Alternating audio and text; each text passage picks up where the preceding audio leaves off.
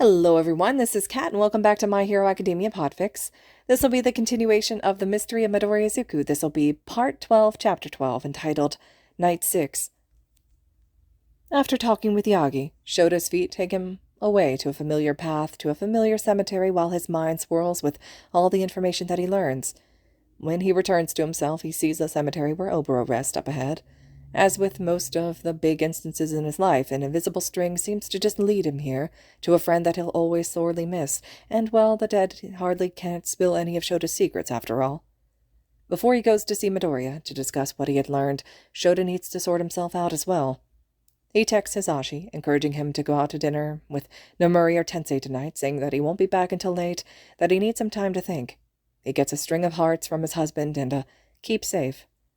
Shota smiles at it for a moment before shoving the phone back into his pants, and he stops at the nearby konbini to pick up a few things of sushi as an offering for Oboro. The Shirakumo family moved away after the death of Oboro, though they had come in to tend to the headstone. But Hisashi and Shota have been avoiding the family for years, so uncertain in how to act around them. Your son died a hero, but is that really much of a consolation? No, it never is. Even so, he and Hisashi continue to visit and tend to the gravesite out of respect and affection for their most favorite and most painful ghost. The security around the cemetery is not much, especially for an underground hero that wants to get in. Shota lays out the offering for Oboro, takes a moment to tidy up, and the last time he'd visited was after his students had their internships, after the clusterfuck that was Hosu. He's not quite sure how he feels about the thoughts of the afterlife or reincarnation or any number of beliefs. Shota's attitude towards such thoughts and beliefs have always been ambivalent at best.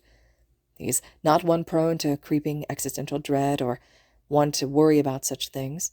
Whatever happens when his lungs stop and his heart no longer beats will be whatever happens.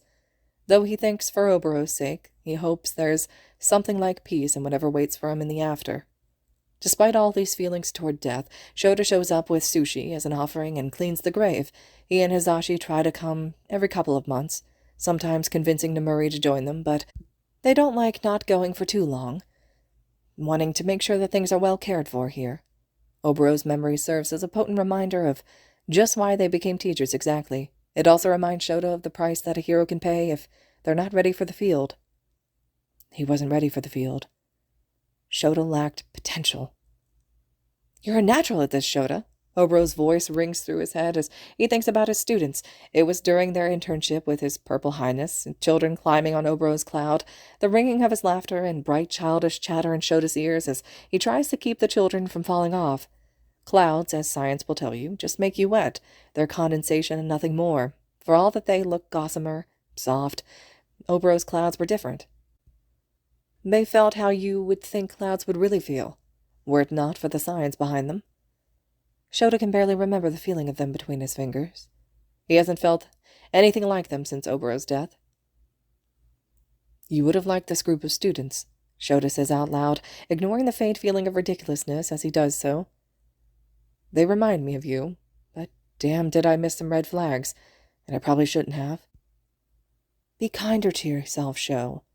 The imaginary ghost of someone long dead in his head says. You figured it out eventually. You changed things. You are changing things. Just keep on keeping on. Shota sighs and leans back. Fuck, Oboro. I don't know what in the good goddamn I'm doing. He doesn't. This is some sort of new uncharted territory. Shota likes to keep a tight handle on his feelings, and the best way to do that is to acknowledge and deal with them. Otherwise, they can bubble out of him in the most inconvenient of ways. Right now, he can admit that the feeling he has in his gut is panic. Because this isn't something that he feels remotely equipped to handle. All Might doesn't even know the ins and outs of this quirk, the intricacies of it, because he had a handle on it. It was perfect from the word go. Midoriya does not have that same grasp. Not on his power. Don't get Shota wrong, he says. Midoriya made progress. He sees the kid fight and grab and earn every single scrap of it that he can use safely without hurting himself. But is it enough? We'll all for one wait for Midoriya to grow into his power. He wouldn't, of course, because he's a villain. He wants that power back, the power to level mountains, to change the weather with a single punch, the power that had been in the hands of a hero after hero, passed through generations and kept safe. An intoxicating power best left in the hands of someone who can respect it. He's terrified, Shota realizes. He's terrified for Midoriya, because that kid is not going to really know a moment's peace, if he ever truly did to begin with. Not with All for One still out there, not with the quirk that runs through his body. It sucks, and it's grossly unfair. Yes, sure, life isn't fair, but fuck, can't the kids just be goddamn kids? Shouta had to grow up too damn fast, too damn soon. He wouldn't wish that experience on anyone. For all that Shouta is 30, he doesn't really know what the fuck he's doing most of the time, though he tends to hide it beneath a very well-crafted shield of apathy, exhaustion, and cynicism. For all he and Azashi have jobs and bills and responsibilities, they still feel like those same dumbass kids who wanted to change the world as well.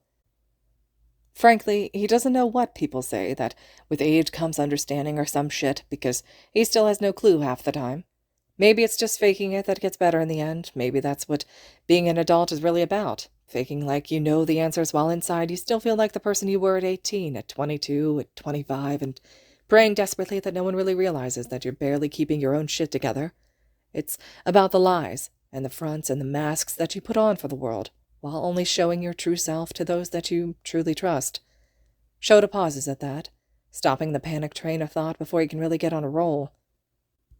Trust your instincts. The imagined ghost whispers. He can see Oboro almost. Eternally 17 and gone far too soon. Focus on what you can control now, Sho. The rest will come. He inhales. He can't control everything, but he can control himself and how he reacts to the situation. He can control how he helps Midoriya. He can control how to handle this news going forward. He doesn't have to have all the answers. He just needs to be a steady presence. He exhales. Midoriya and All Might are not going to do this alone, though. Shouta knows now. He'll finagle with All Might and Midoriya on getting Hizashi read in as well. He was going to put Midoriya in the special twice-monthly sessions with run-ins with Kaminari and Aoyama, who have quirks with painful drawbacks. With this new information, he'll be putting Midoriya in a solo session instead, so he can discuss his quirk freely without worrying about what he can and cannot say. Shota's going to do his damn best to make sure that whatever shitstorm is hanging over his kids, that they'll survive it, especially Problem Child. His eyes flick to the tombstone, the grave of a teenager that did not survive, a favored ghost. Oboro, Shouta says tiredly. Keep watch, okay? The dead owe him no favors. The dead rarely care for the affairs of the living, but Shouta prays that if there's something after all this, that maybe the ghost can nudge things in a kinder direction. Hopefully it'll be enough. Shouta doesn't have his capture scarf, but the parkour makes up a huge part of his mobility as a hero, and he lands on Midoriya's rooftop easily enough. Problem Child isn't waiting for him this time. Too early for their little chat, but Shouta carries around his lockpicks.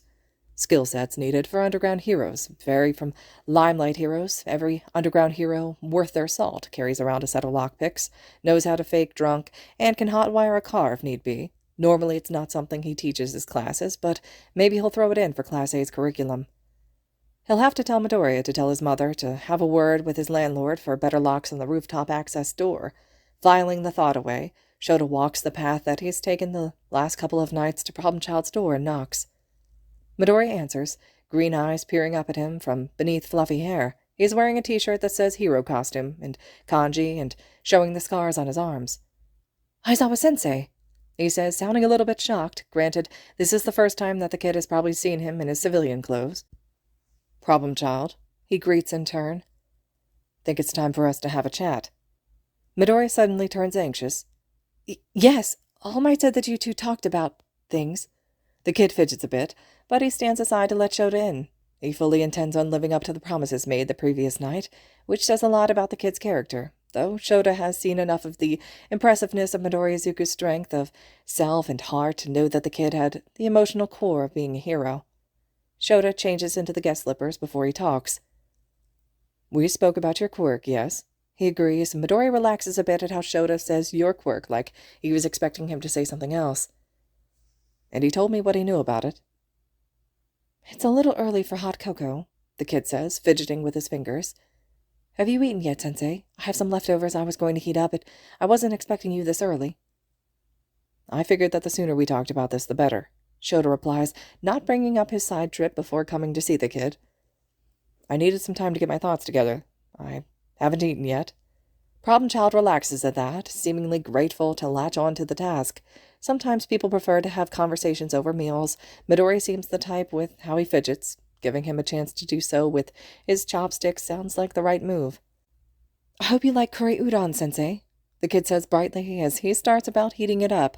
It's a little warm for it, given the promise of summertime in the air, but Shota's never one to turn down free food, for all that he's attempted to exist on his jelly packets. Though he has never known betrayal, as when they discontinued that Yubari King flavor.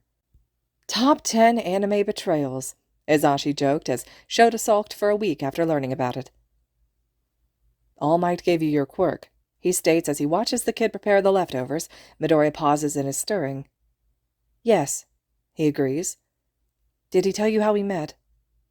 "Just as you did before Yue, and he trained you to inherit his quirk, and that he was cruel to you at first."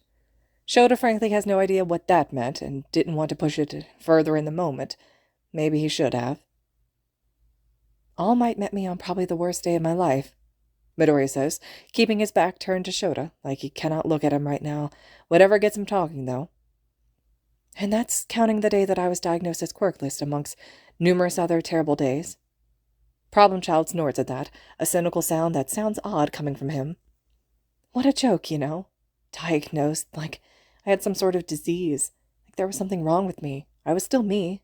Baseline human, like how humanity was for thousands of years until quirks came along. Quirks are a blip in the timeline or a species." It strikes Shota how easily Midoriya could have been pushed to villainy. He has the story for it, but it's the indomitable will that has kept him from crossing that line. Shota has a feeling that Problem Child listens to adults, not because he trusts them, but because he doesn't see anything illogical in what they're saying.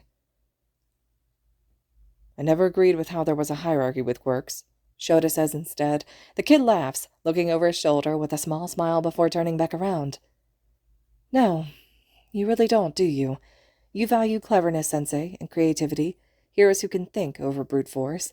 Maybe things would have been different if I met you that day. Not that I regret it, of course. All Might's amazing, like another father, though I wouldn't say it out loud to him. But yes, he botched our first meeting. He's apologized since then, a couple of times. I get where he was coming from, of course. He barely survived all for one with a quirk." Fuck. Shota's going to hate this, isn't he? "Do you want to tell me about it?" Midoriya tenses for a second. "I don't want you to get angrier at people, because I can admit that it wasn't great what they did.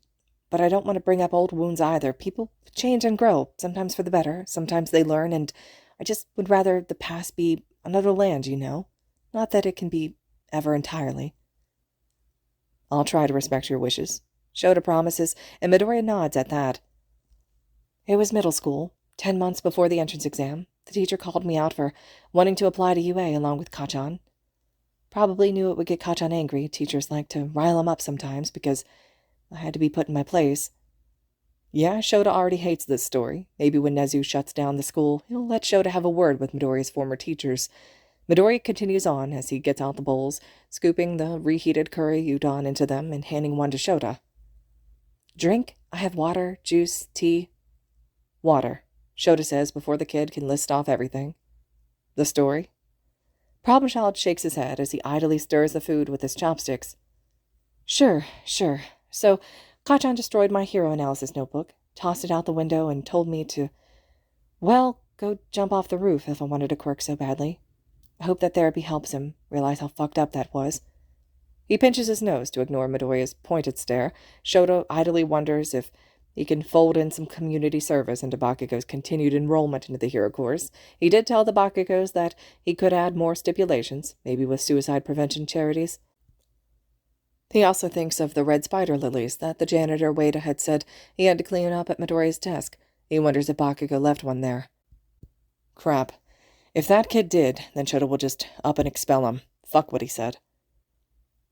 Was that the only time he did it? His voice sounds calmer than he feels. Good. And Midoriya takes a bite of his udon and nods. "It's not the first time that people told me to kill myself," he answers. "Wasn't even the worst, but it was Kachan who did it, and, well, we're complicated, I guess. But that statement stays between us. If Todoroki or Uraraka found out, Bakugo would probably be frozen to death, or in the unforgiving vacuum of space. Shota's training heroes not covering up accidental student deaths." It will, Shouta promises, but he's adding that community service requirement as well. Fuck, he hates being a responsible adult. Midoriya nods. Anyway, everyone knows that Katan got attacked by the slime villain, but, the same villain had attacked me earlier the day. All Might saved me, but, well, I had a question for him, so I jumped on him, and that's how I found out about his true form. Anyway, I asked if a quirkless person could be a hero, but he said I had to be more realistic. Oh, Yagi, you hypocritical ass. Problem Child said that the older man had apologized to him, so Shota's not going to rake him over the coals, but he is going to have a nice long chat about giving kids encouragement. Shouta frowns at that thought. Maybe he'll get Hizashi to do it instead. Hopefully the loudness will make it stick. I disagree with him, Shouta says without giving away anything. I know. I mean, you said it a couple nights ago. Midoriya fiddles with his chopsticks. It's what made me want to trust you, Sensei. No one's ever told me that before. Not even my mom, and it meant a lot, even though I have my quirk now. Do you still mean it? I think you've found that I don't say anything that I don't mean, Problem Child, he says after taking a bite of food. Your quirk doesn't give you potential. You give yourself it, and that's what I saw on the first day of classes. Would it have been difficult? Perhaps, but heroics is difficult for a variety of reasons for a variety of people. You have the character, you have the intelligence, you have the drive. Everything else could have been trained. I wanted to, Midoriya confesses. Train more than my mind, but a lot of dojos around here wouldn't take a quirkless kid on as a student, and the ones that would were too far for a kid to travel by themselves. Plus, it made my mom worried. She's protective. Shouta thinks of Midoriya-san, and her admittance that she could have done more for her son. The story. The kid startles from his train of thought. His eyes snap forward to Shouta. Right. It was me that saved Katan from the slime villain. No one was doing anything. All those heroes were just watching it happen, you know? And then I got chewed out afterward by them, which was not fun, and I definitely would have liked to see their faces when I debuted with my quirk, if they even remembered me. Too much time has passed to file an official complaint, but Shouta will get the names from the kid another day and have a personal one-on-one chat with said heroes about dealing with victims of a villain attack. Clearly they need the refresher in dealing with traumatized kids. Seriously, what the fuck was everyone drinking let me be a huge asshole juice that day? And then I met All Might again. He apologized and offered me his quirk because I had the spirit of a hero. Midoriya smiles fondly at the memory. It was a lot of work, but I got my body ready enough so that One for All wouldn't blow my limbs off when I used it. Shouta keeps his face carefully blank because that's a new and horrific turn for Midoriya's quirk to have. Not that he expected it to be sunshine and roses, but fuck. And here we are, I guess. It's better now that I'm not copying All Might anymore, but, well, it's still hard sometimes, and there's a lot that we don't know about it. Midoriya trails off hesitantly as he looks at him. Well, you're not alone in this, Shouta replies, because this is familiar ground, calming down a student. I won't embarrass us both by asking why you wanted the quirk. I think we can both figure out the answer there. You can ask, Midoriya says with a shrug. I mean, yeah, having a quirk made it easier to get into UA, I guess, but there were other reasons. Oh? All Might wants me to be the next symbol of peace, he confesses. His eyes were fierce, jaw set. I'm not sure if I want that. Peace is an admirable goal, but I've been thinking a lot since the USJ, since Hosu, and I think the other reason I took the quirk is because if I have the power, something that eclipses everyone else, something that gets me to the #1 spot, well then, people will have to listen to me, right? If I play my cards right, if I learn the system better, then maybe I can make it so that another quirkless kid doesn't jump off a building. I can guide things where quirks are just a tool. Not weak or villainous or cheating or perfect, you know? Just something part of a person, rather than the only thing that they're defined by. Midoriya leans forward, and his eyes seem to almost glow with the promise of his words. I want to change the world, Sensei. I want people to have hope and faith in themselves, that everyone can be a hero, not by punching villains, but in the small little ways that matter. Comforting a child that's crying, stopping a bully saying this is wrong, and finding the courage to stand against it because they have hope. Shouta stares. What Midoriya is talking about, it's societal change on unprecedented scales. It's completely overturning the system. It's daring, it's insane, it's brilliant. Shit, he breathes. For a moment Shouta can see it. He can see Midoriya older and wiser, beloved by all, throwing his weight behind causes, rallying the younger generations refusing to back down. Someone who knows the value of power, who understands strength, who will maybe actually fix a flawed system, or at least get it started. Problem Child barrels on at it. Like I told you, I want to be a hero that saves everybody, Sensei. I want to save the people that society turns their backs on. I want to save the people that they say aren't worth saving. I want to save the kids who see red spider lilies on their desks, and the kids broken by a system who calls them perfect because of a trick of genetics. More importantly, I want to inspire people to go and save themselves as well. That's a heavy order, kid. Shouta says, mind reeling. He can see it, so clearly, like a vision from the future. How are you going to do it? Faith, trust, and pixie dust. Midori half sing-songs under his breath. There's a smile to his lips that reminds Shouta of that first day of class, that fierce determination and a broken finger, and I can still move, hanging in the air. Will you help me, Aizawa-sensei, because I trust you? Shota's a hero. He likes the idea of a world where people could find it in them to save themselves and each other in those 1,000 little ways that matter. He has hope. Shouta nods. I trust you too, Problem Child. Midori grins bright and wild and free. Later in his life, Shouta will pinpoint this smile as the one that'll change the world. A smile that'll encourage people to be a better version of themselves, and one that'll inspire others to go for kindness instead of cruelty. Here's how we start. He says instead, because this is present, Midori's a 15, almost 16-year-old boy. Shouta has a role to fill if Midori is to live long enough to see this beautiful dream come to fruition. He is a teacher. This is his student. This is a journey that they will have together. This is how change begins. All right, everyone. This concludes Chapter 12 of The Mystery of Midoriya Izuku. Chapter 13, the last and final chapter to this fic, will be next, and as always, thank you all so much for listening.